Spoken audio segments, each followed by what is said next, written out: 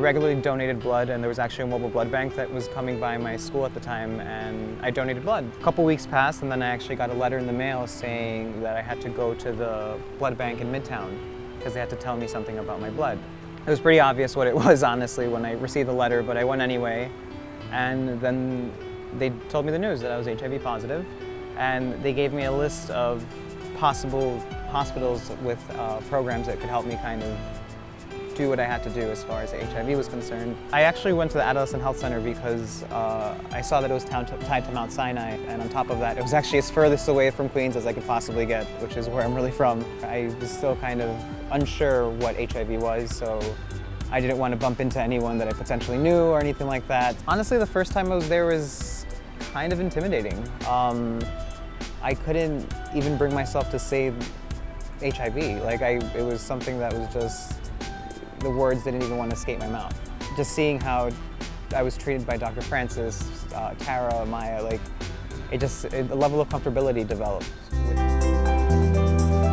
Mentally, I was kind of all over the place. I wasn't out, I didn't really have any direction. I felt lost, for lack of a better word. What the AHC helped me with was direction, honestly, not only with being positive, but this direction in everything in my life. They didn't let me get away with just good enough.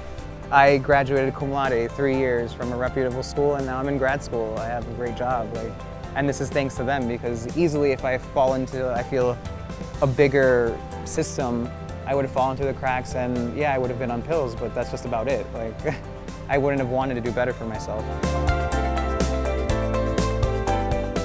Project Impact is an HIV-positive group that services teenagers up to the age of 24. It has such a wide range of people. You'll have someone who's 14 just dealing with high school things, and then you'll have someone who's 20 currently having issues with housing. I could think of one example, someone who I do know in Project Impact, HIV positive, thanks to Hausa, ended up being able to get a place by himself, live comfortably, get a job, and just lead a normal life. And if it wasn't for Project Impact putting him into touch with Hausa and programs of the sort, he would probably still be homeless. That's what Project Impact offers people who are HIV positive and under 24, honestly, just direction when there is none.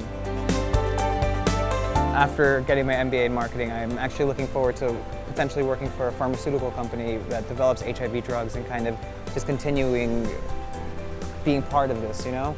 I don't want to just become someone who happens to have HIV. I want to be an advocate for it. I want to show people the same way the AHC showed me that that's not a hindrance. If anything, it's a tool to your advantage.